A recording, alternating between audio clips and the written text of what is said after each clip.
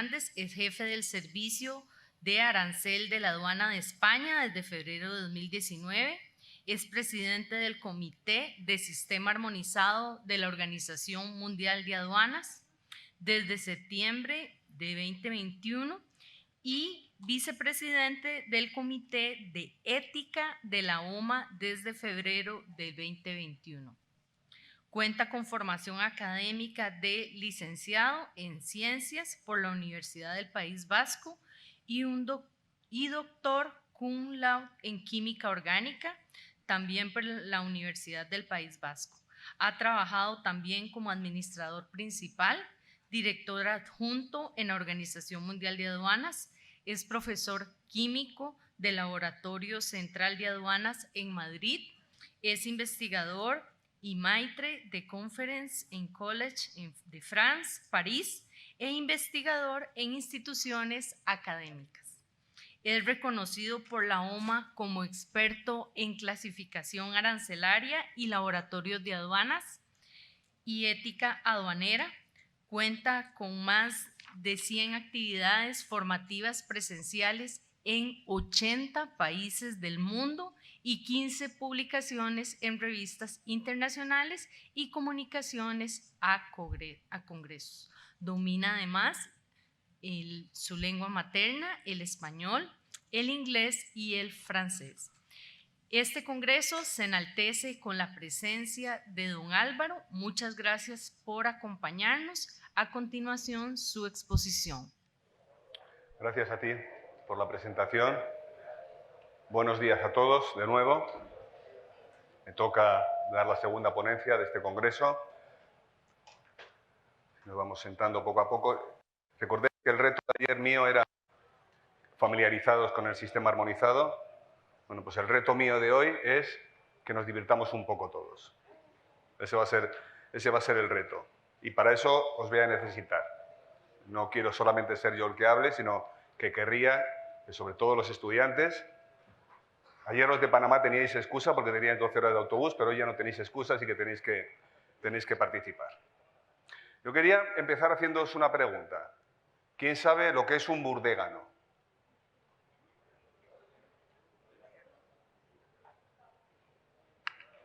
Vamos a jugar con él.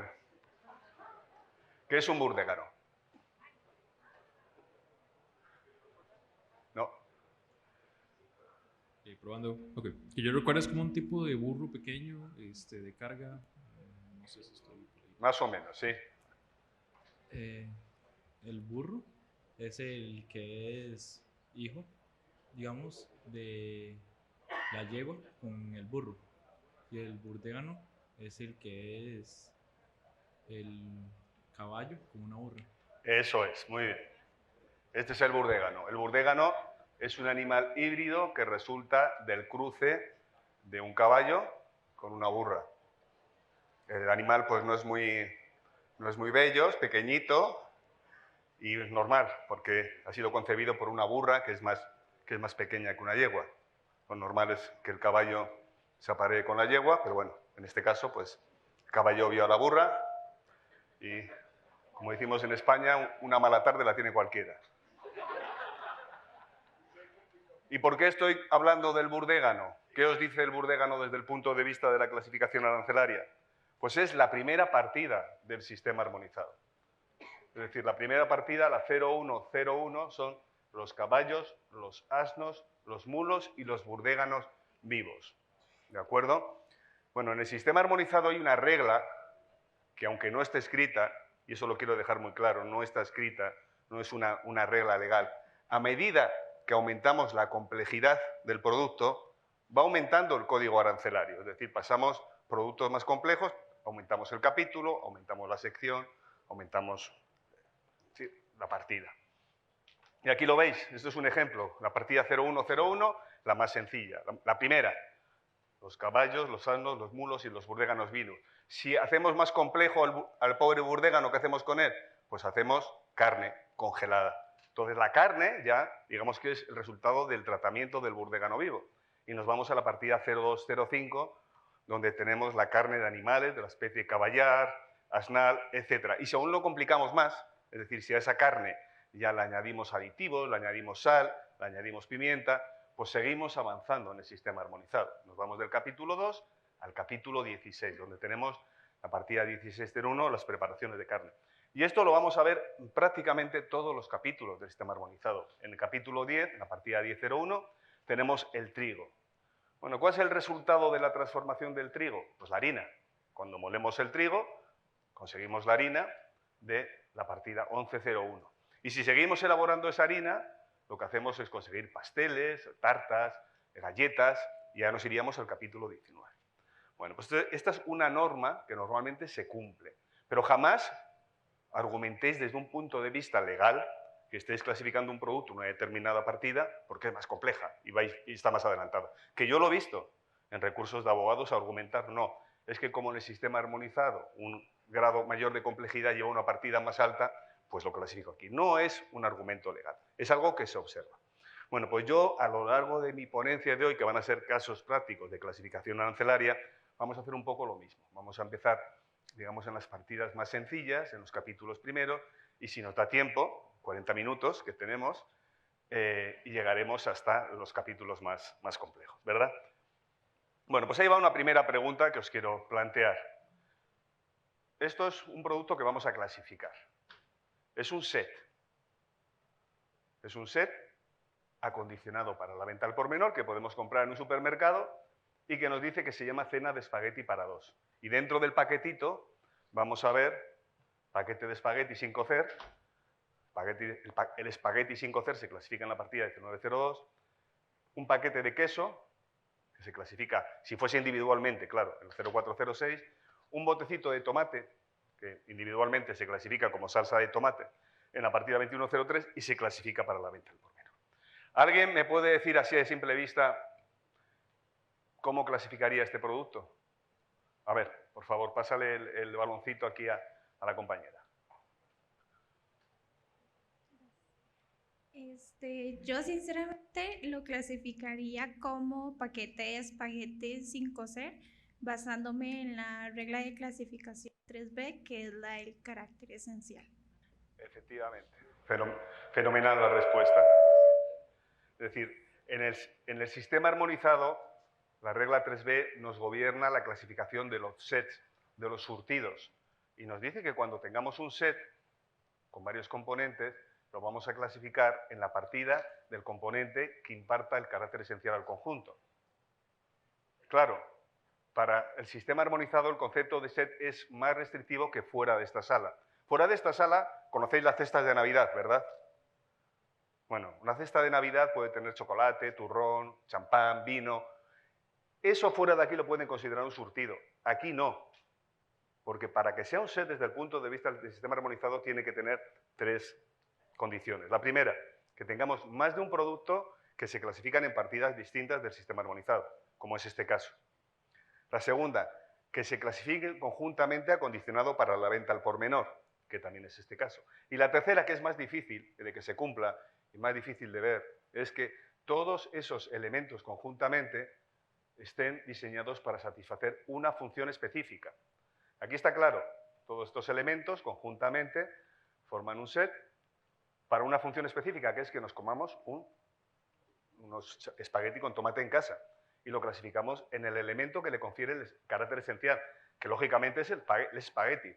En una cesta de Navidad, eso no está diseñado para una función específica. Ahí podemos tener pues, una garrafa de aceite, una de champán, una de vino, incluso un coche.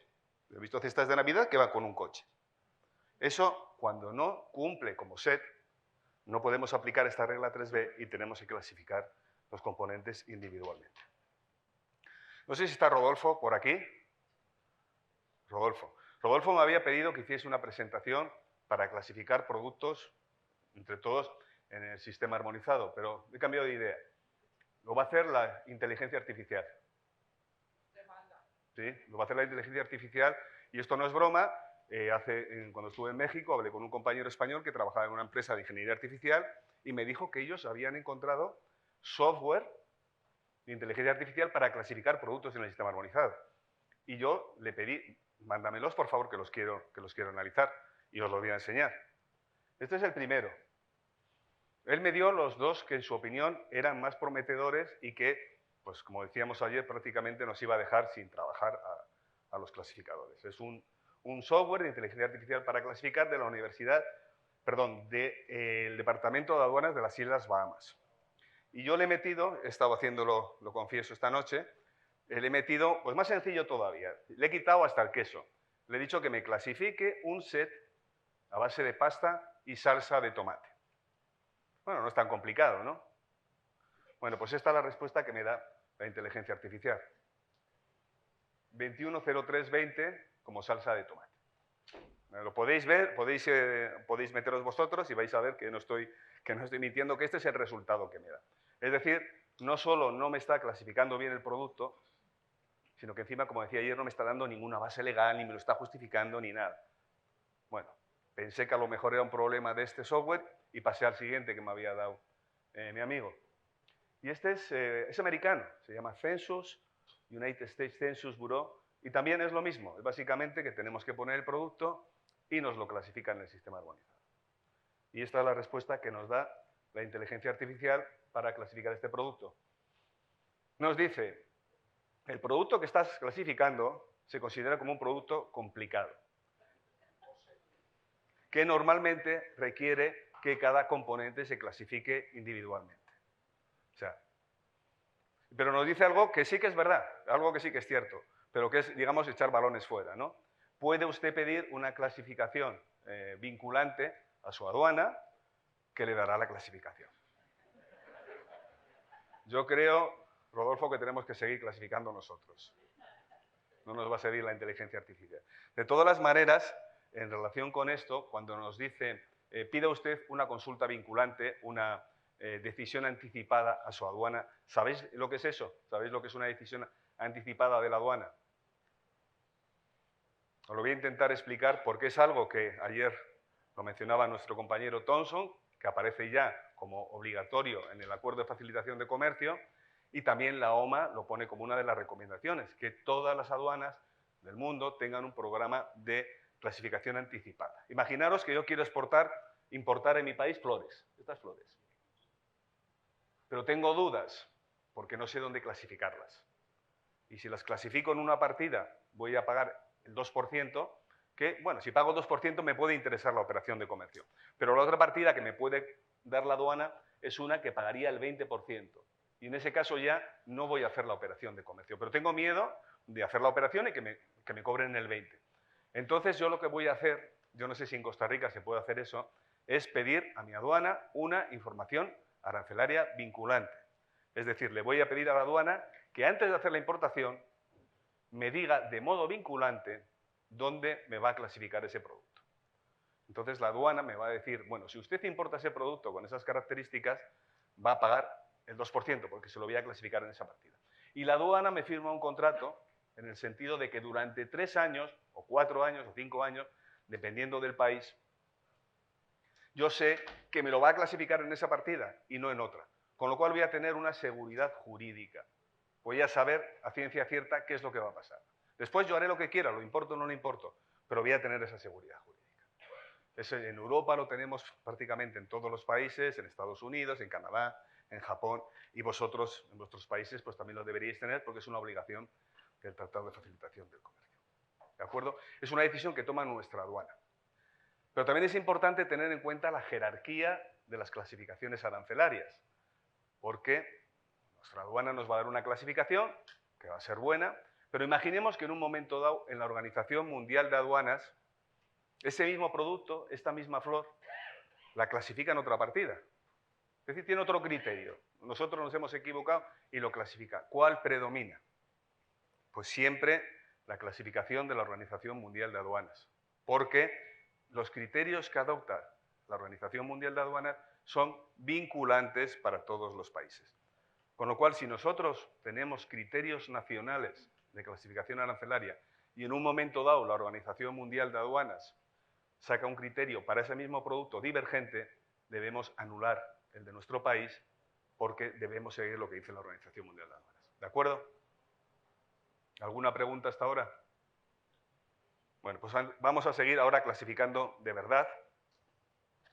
Y vamos a empezar por los primeros capítulos, los capítulos de los productos alimenticios. El capítulo 4 es el capítulo de los productos lácteos. La leche a mí no me gusta, pero reconozco que es un producto, desde el punto de vista químico, extraordinario. La complejidad física y química que tiene la leche. Y a la leche, desde el punto de vista arancelario, le podemos hacer muchas cosas y sigue siendo clasificada en el capítulo 4. Es decir, a la leche le quitamos el agua y tenemos leche en polvo. Sigue siendo clasificada en el capítulo 4. A la leche, como en el caso que estoy viendo aquí, le podemos añadir azúcar y tenemos leche azucarada. Y sigue en el capítulo 4. Le podemos quitar la grasa y el agua y tenemos leche desnatada en polvo y sigue siendo del capítulo 4. Pero hay cosas que no le podemos hacer a la leche. Bueno, la podemos hacer, pero ya no lo podemos clasificar en el capítulo 4. No podemos añadirle componentes que no sean naturales de la leche, porque en ese caso ya nos lo vamos a sacar del capítulo. Entonces, os pregunto, ¿qué os parece este producto? Es una nata montada en aerosol con olor y gusto a vainilla, que contiene nata de leche de vaca, jarabe de azúcar invertido, leche condensada, leche concentrada, glucosa, aroma natural de vainilla y un estabilizante. ¿Diríais que es algo del capítulo 4 que todavía mantiene las características de los productos lácteos o ya nos los llevaríamos a otro capítulo, el capítulo 19? ¿Dónde está el baloncito? ¿Quién le quiere coger el baloncito y responder? ¿Creéis que esto sigue siendo un producto lácteo con esa adición de vainilla? Sí.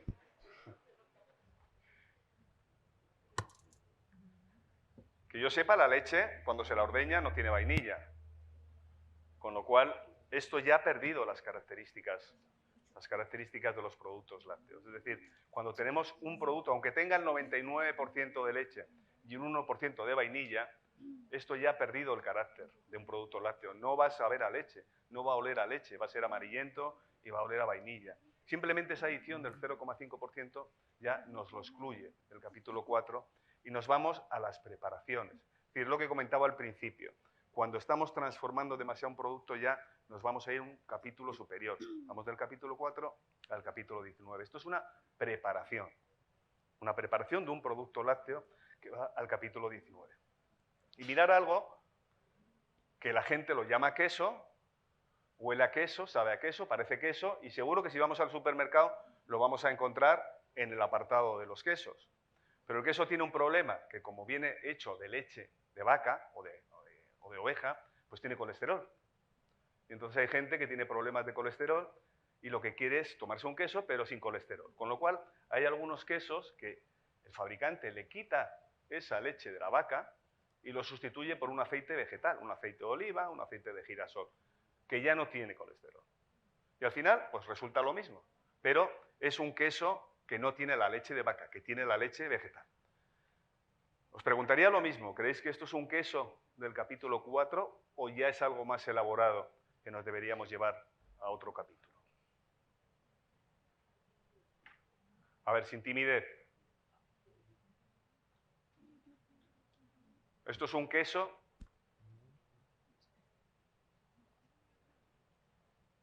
Tú tienes el balón. Lo pasamos a otro capítulo. Lo pasamos a otro capítulo, ¿verdad? Efectivamente.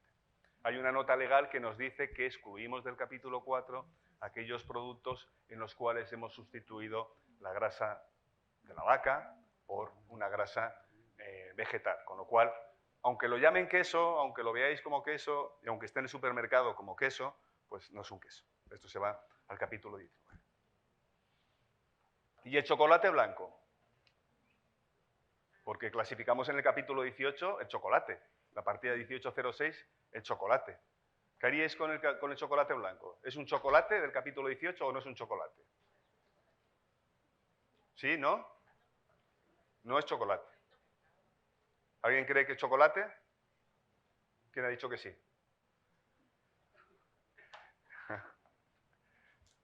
No es chocolate. Tiene manteca de cacao, eso sí que es verdad. Pero no tiene cacao. Los productos del capítulo 18 son los productos que tienen cacao. Y esta es una trampa, digamos, para debutantes en el sistema armonizado. Cuando ven un chocolate blanco, Lo llamamos chocolate blanco, pero en realidad no es chocolate. Es un producto de confitería, porque esto tiene azúcar, esto tiene leche y tiene grasa de coco, de cacao, pero no tiene, digamos, el cacao, tiene la manteca de cacao solamente. Con lo cual, el chocolate blanco, no lo olvidéis, si ya recordáis esto cuando salgáis, ya algo hemos avanzado. El chocolate blanco nunca lo consideraremos, desde el punto de vista arancelario, chocolate. Aquí en esta sala no lo llaméis chocolate. Cuando salgáis fuera, pues lo podéis volver a llamar chocolate blanco. Pero aquí es una preparación de confitería que se clasifica en el capítulo 17. No sé si la inteligencia artificial esto lo sabría o no, pero yo creo que no. Pero bueno, también la inteligencia humana es importante que lo sepamos. Vamos a seguir con otro caso. Bueno, esta es una pelea desde hace más de 30 años que tenemos en todas las aduanas, que es la diferencia que existe entre los medicamentos y los complementos alimenticios. Recordáis que ayer os dije, para el 2027 vamos a tener el sistema armonizado partidas para intentar aclarar ese problema, la línea divisoria que existe entre los complementos alimenticios y los medicamentos. Al final es todo dinero, es decir, la partida 3004 son medicamentos. En prácticamente todas las tarifas del mundo, los derechos de aduana de la partida 3004 son del 0%. Y las otras partidas, pues la 2106 que estoy proponiendo aquí, tienen derechos de aduana. Dependiendo del país, pues puede pagar el 3, puede pagar el 5, puede pagar el 10. Entonces, obviamente, a todos los importadores les va a interesar todo aquello que pueda parecer un medicamento, pues empaquetarlo de una manera más o menos insinuante para que parezca un medicamento. Entonces, vosotros tenéis un trabajo muy importante de decir, esto no es un medicamento, esto tiene que pagar este derecho de aduana. Es decir, vuestra decisión va a ser muy importante para los derechos de aduana de vuestro país. Y os voy a poner varios ejemplos porque, como os digo, esto se viene discutiendo en la OMA desde hace más de 30 años. Desde hace más de 30 años tenemos este problema y, como veis, todavía no está solventado. A ver si en el 2027 se solventa, no lo tengo claro. ¿Qué pensáis de este producto? Mezcla de cloruros de sodio y potasio con trazas de carbonato presentada para la venta al por menor en saquitos de 1 gramo. Se utiliza para individuos con dietas bajas de sal. Es decir, normalmente cuando queremos echar un producto sal, echamos cloruro sódico. Pero la gente que tiene hipertensión no puede tomar cloruro sódico. Eso lo sabemos. Entonces este producto tiene la mitad de sal y la mitad de cloruro de potasio, entonces es menos dañino para los hipertensos. ¿Pensáis que esto es un medicamento? Que levante la mano el que crea que es un medicamento. Estoy viendo caras que dicen que no, pero hay alguien que cree que esto es un medicamento. Es decir, un medicamento es algo que cura una enfermedad o que previene una enfermedad y que normalmente lo compramos en farmacia. No es algo que toma una persona que tiene una enfermedad. Es decir, podemos tener diabetes y tenemos que tomar productos bajos en azúcar, pero eso no significa que ese producto bajo en azúcar sea un medicamento. Es un producto que tenemos que tomar porque tenemos ese problema, esa enfermedad. Es decir, los complementos dietéticos, los alimentos para diabéticos, los alimentos para hipertensos, no son medicamentos, son productos alimenticios que se clasifican en la partida 2106. Es la nota 1 del capítulo 30. Ahí están todas las exclusiones. Porque nos lo van a poner, creedme, nos lo van a poner en botecitos pues muy insinuantes, con una cruz verde, para que parezca un medicamento. Pero no es un medicamento, desde el punto de vista aduanero. Otra cosa es que el importador, que eso también es importante que lo tengáis en cuenta, nos diga, no es que este producto viene en la farmacopea nacional como medicamento, o es reconocido en la India como medicamento, o la Organización Mundial de la Salud dice que es un medicamento.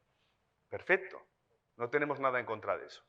Pero nosotros estamos definiendo los medicamentos desde nuestro contexto aduanero. En realidad no estamos diciendo si el producto es un medicamento o no, estamos diciendo si es un medicamento de la partida 3004.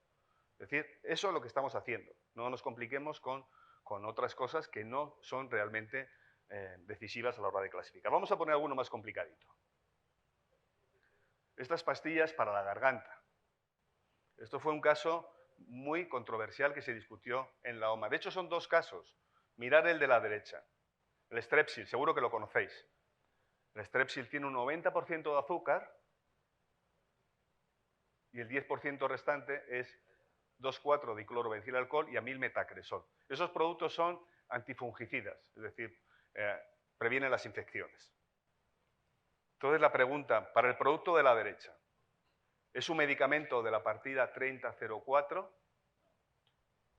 O la otra alternativa, en este caso, con un 90% de azúcar, sería si es un producto de confitería de la... Ahí está equivocado, pone partida 2106, pero debería ser partida 1704. Es decir, ¿es un medicamento de la 3004 o es un producto de confitería, el de la derecha?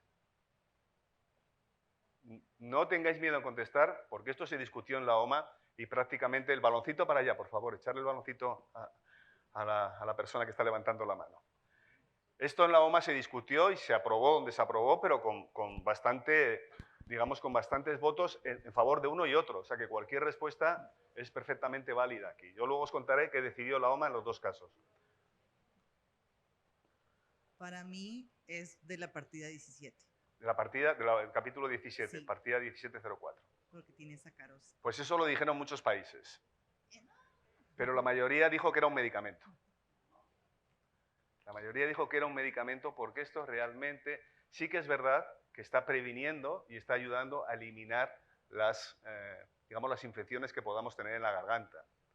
Es decir, nadie se va a la farmacia a comprar Strepsils si quiere regalarle un dulce a su hijo, porque es más caro y porque sabe peor. Que la razón de que esto tenga un 90% de azúcar es para enmascarar el sabor de los medicamentos, de los productos que tiene.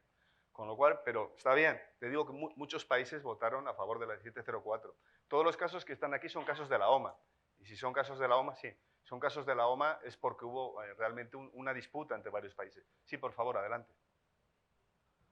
¿Y cómo haríamos con un confite de jengibre? ¿Perdona?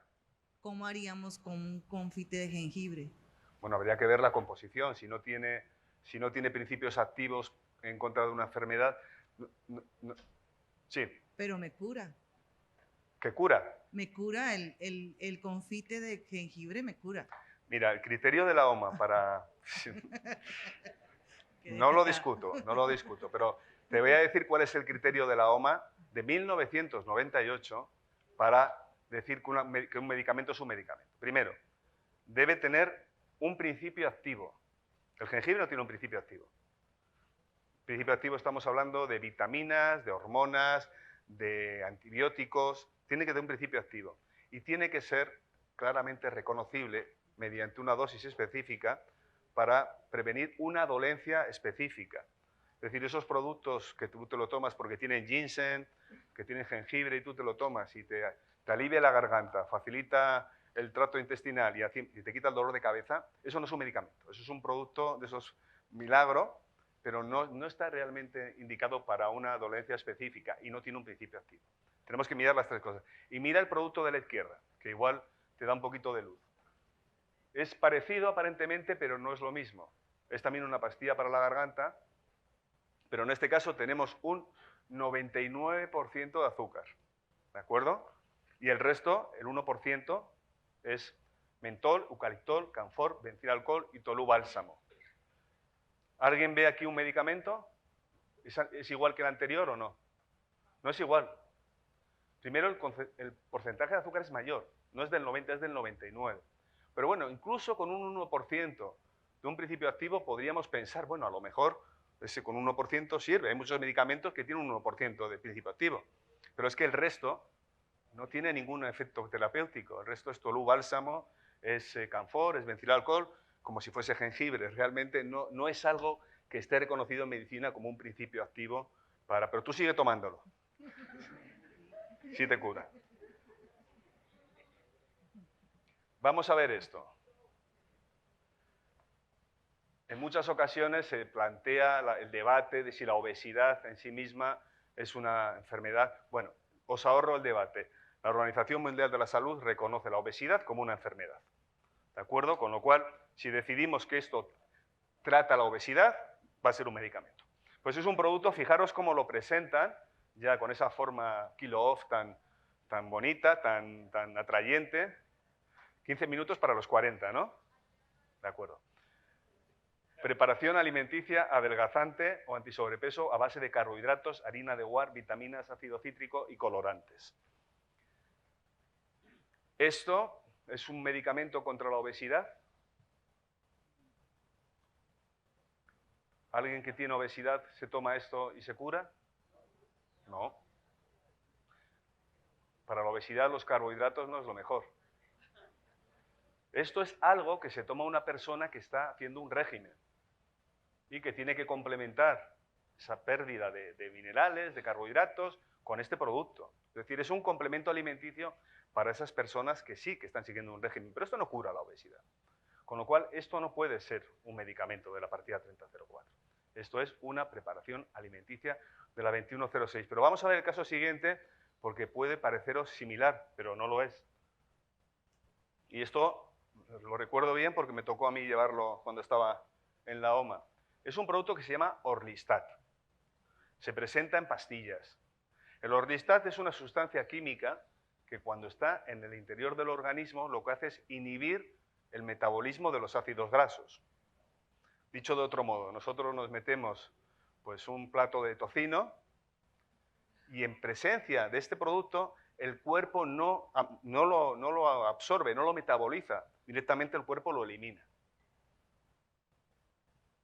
Se debe tomar con supervisión médica y en la mayor parte de los países es necesario una receta médica, aunque pues en algunos países se vende sin receta médica. ¿Veis alguna diferencia con el anterior? Es decir, aquí tenemos un principio activo, el Orlistat, que es el que inhibe que el cuerpo rompa esos ácidos grasos y nosotros los absorbamos. Es decir, en presencia de esto, lo que entra no se absorbe, se elimina directamente. ¿Veis aquí un medicamento o tampoco? Yo lo clasifiqué mal en la OMA, o sea, que no tengáis miedo a equivocaros. ¿Os parece un medicamento? ¿Sí? Es un medicamento, efectivamente, porque tenemos todos los ingredientes. Hay una enfermedad que trata, que es la obesidad, hay un principio activo, que es el Orlistat, y se presenta condicionado para la venta al por menor.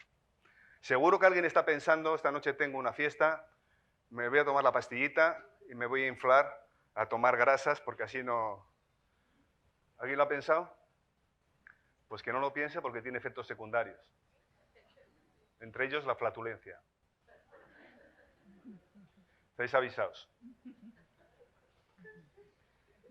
Un producto diseñado para ser diluido en agua. Es decir, esto es algo que se utiliza para hacer cócteles.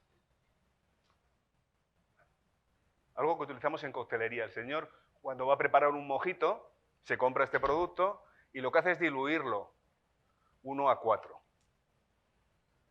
Porque tiene una cantidad de azúcar muy grande, es decir, tiene un 23% de alcohol. Nosotros cuando hacemos ese cóctel queremos un grado alcohólico de 7 o 8. Con lo cual lo que vamos a hacer es diluir este producto en agua y luego le podemos añadir pues, algo de azúcar o alguna cosita más. La pregunta es, ¿este producto con 23% de alcohol, y esto lo hemos discutido la semana pasada en Bruselas, ¿este producto es una bebida alcohólica de la partida 2208 o es una preparación alimenticia de la partida 2106?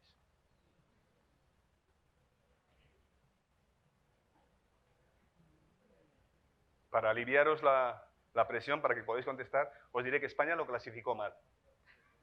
Nosotros lo clasificamos mal y en Bruselas nos dijeron tenéis que cambiar la clasificación porque esto se clasifica en esta otra partida. ¿En qué partida creéis que se ha clasificado esto? La semana pasada en Bruselas. Preparación, bebida alcohólica o preparación alimenticia. ¿Bebida alcohólica? Osiris dice que preparación alimenticia. Pues es una preparación alimenticia, esto no es una bebida alcohólica. Porque bebida es algo, no es algo que sea líquido. Eso es. Una bebida alcohólica es algo que se va a beber o que está diseñado para ser bebido. Esto no está diseñado para ser bebido. Esto está diseñado para ser diluido. Y luego sí, el producto de la dilución es el que se bebe. Claro, en España, pues, si tiene alcohol, pues la gente se lo bebe todo. Pero ese no es el argumento. Ese no es el argumento. O sea, las personas se pueden beber cualquier cosa. Pero esto no está concebido para ser bebido. Es lo que os contaba ayer. Vamos a clasificar el producto en base a sus funciones objetivas.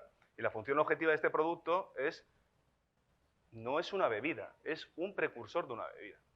10 minutos. Con lo cual, nos corrigieron Nos corrigieron. Es lo que os contaba yo. Nosotros teníamos una decisión vinculante para este producto por la partida 2208, porque lo habíamos considerado una bebida alcohólica.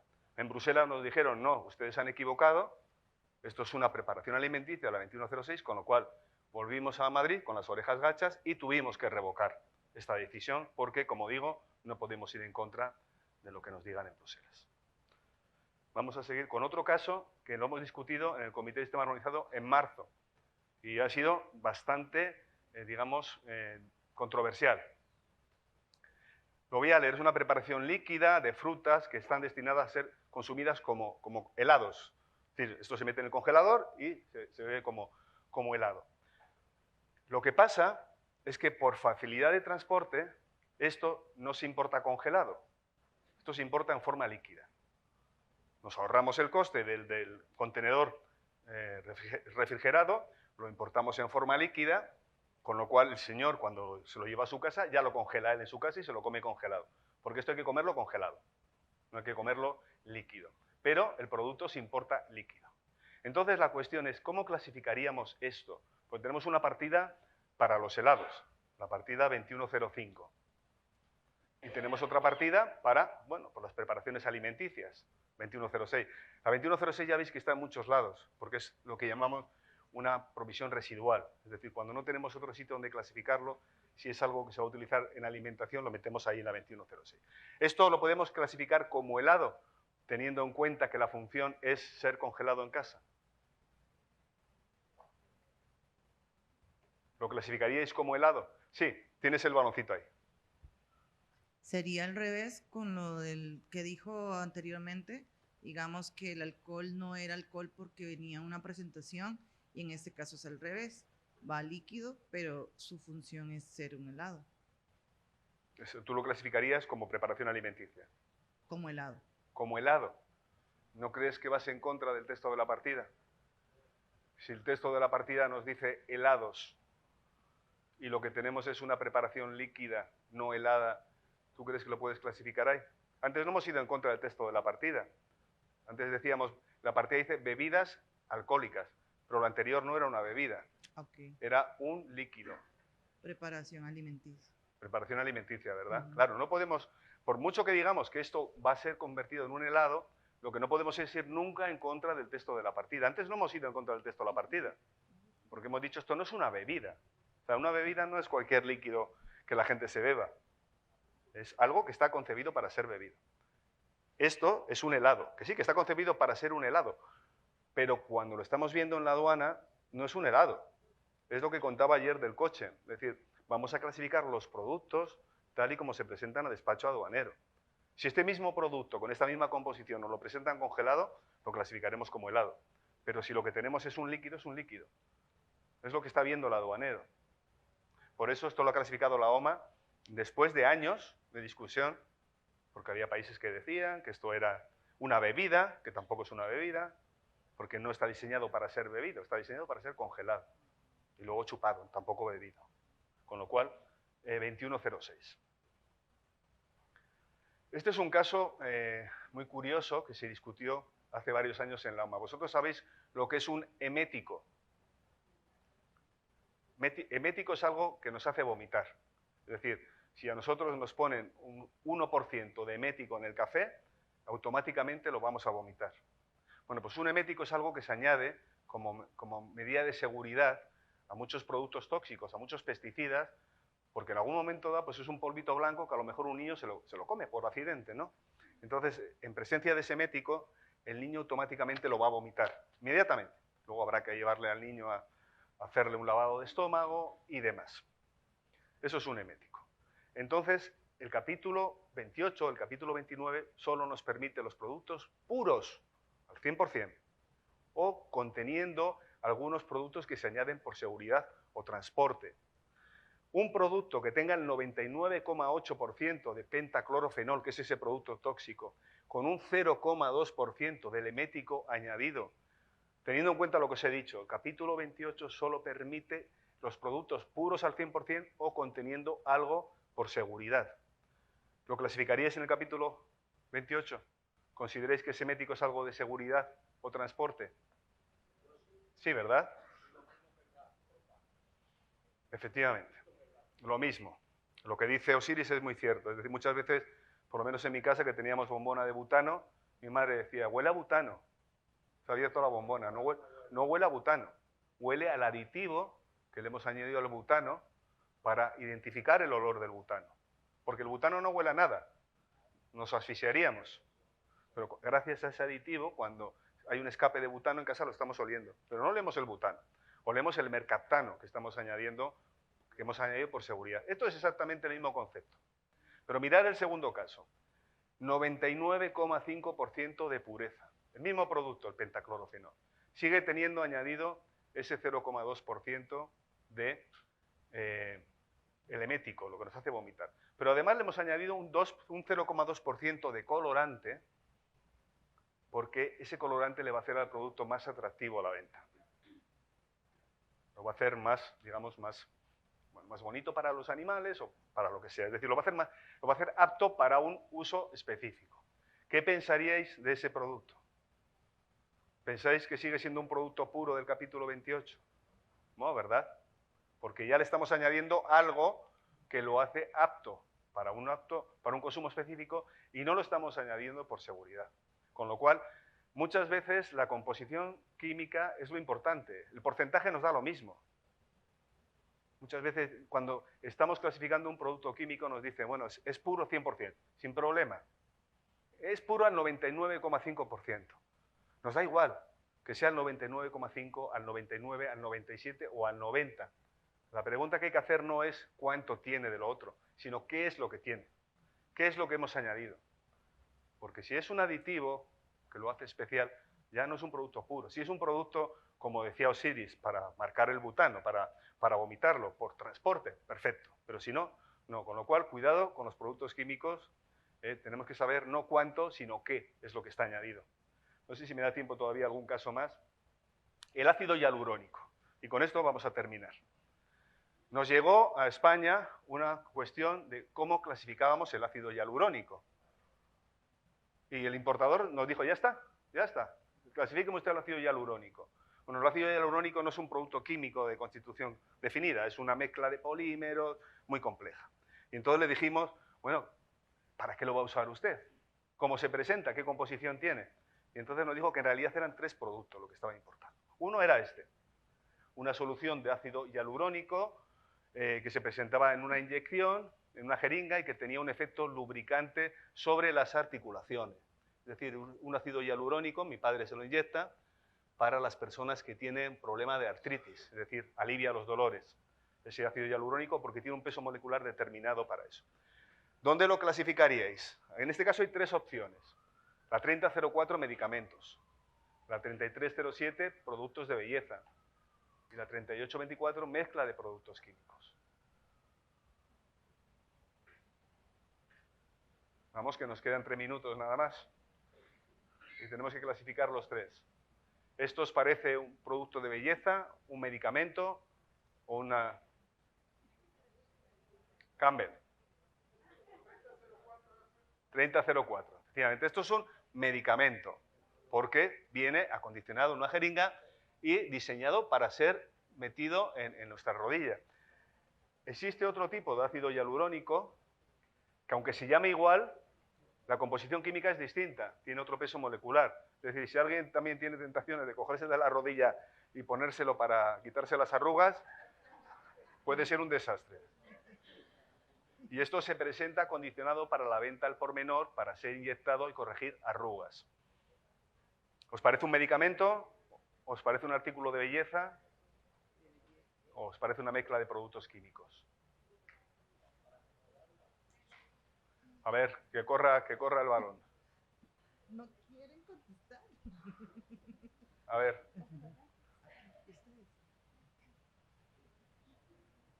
Lánzalo. Pero eso no sería como un producto de diferentes disfunciones, entonces depende de la función se va a clasificar en diferentes Son productos partidas. distintos, ¿eh? El anterior es distinto a este. O sea, el anterior tiene un peso molecular y una ramificación distinta. Pero sigue siendo ácido hialurónico. Es el nombre, es un nombre genérico, es una familia. Es decir, no es como el ácido sulfúrico que tiene una fórmula química. Esto, bajo el nombre de ácido hialurónico, Hay productos de muy distintas características, con muchas distintas ramificaciones, distinto peso molecular y distinto todo. Por eso, aunque se llame igual, el producto que uno se inyecta en la rodilla, químicamente hablando, es distinto del que se inyecta en la... O sea, no es el mismo producto que se use para distintas cosas. Es mismo nombre, distinto producto y distintas funciones y distinta presentación. Es decir, esto se presenta como un producto diseñado para ser inyectado en las arrugas. ¿Dónde lo clasificarías? ¿Medicamento o artículo de belleza? Ese es cosmético. 3307, ¿verdad? Correcto. Ya termino. Ahora termino con la última, que esta es la última. Y esta es una que tuvimos muchos problemas para clasificarla, porque a simple vista todo el mundo lo ve como un medicamento. Es ácido hialurónico otra vez. Pero en este caso no se utiliza ni para la rodilla ni para las arrugas. Se utiliza como, digamos, un sustento del ojo cuando nos estamos operando de cataratas. Pero tampoco tiene ningún efecto medicinal. No tiene efecto medicinal, no tiene efecto terapéutico, no tiene efecto embellecedor, con lo cual la partida 3824 a los productos químicos es lo mismo que la 2106 a los productos alimenticios. Cuando no tenemos ningún sitio donde colocarlo, lo metemos en la partida 3824. Bueno, tengo muchos más casos, pero yo creo que no tenemos tiempo de continuar, así que si queda 5 minutos para preguntas, con mucho gusto las contestaría. A continuación, vamos a ceder el espacio a 2 preguntas muy breves. Las preguntas deben ser seguidas y posteriormente le brindamos la palabra al expositor, al ponente. Tenemos por acá una mano levantada. Vamos a ver por dónde andará el...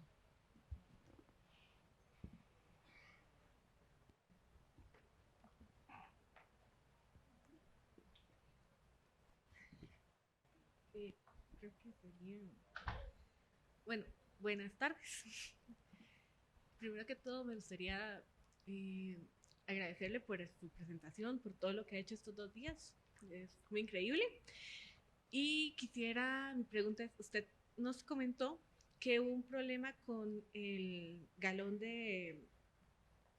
con una de las, en Bruselas, en España. Mi consulta es que a ustedes se les dio alguna sanción por haber hecho mal la colocación arancelaria o simplemente se les solicitó un cambio. ¿Contesto o pasamos a la siguiente? No nos sancionan. No nos sancionan. Simplemente nos piden que revoquemos nuestras informaciones arancelarias en nuestro país y en cualquier otro país de Europa que pudieran tenerlas también y que no le hagamos con efecto retroactivo, sino a partir del momento en el que se ha tomado esa decisión por la Unión Europea o por la OMA, y que además busquemos la manera de no crear un perjuicio al importador. Porque efectivamente lo que comentaba al principio es que al importador de las flores le habíamos dicho que durante 3 años le íbamos a clasificar ese producto en esa partida, y entonces ese señor está importando fiándose de lo que le habíamos dicho. Pero de repente en Bruselas nos cambian la clasificación y tenemos que ir donde ese señor a decirle, mire usted, se lo tenemos que revocar. Entonces el señor nos puede decir, pero yo me he comprometido ya a importar 200 toneladas de flores en las condiciones que nos habían dicho la aduana. Con lo cual nosotros tenemos la obligación de ese señor respetarle, si nos demuestra que realmente había firmado contratos de importación por ese producto, debemos respetarle, aunque revoquemos la decisión. Pero a ese señor sí le vamos a respetar esa clasificación para no crearle un perjuicio. Pero no nos sanciona, no hay ninguna sanción. Gracias. A ti. Una última consulta. Pregunta. Todo muy claro. Tenemos por allá.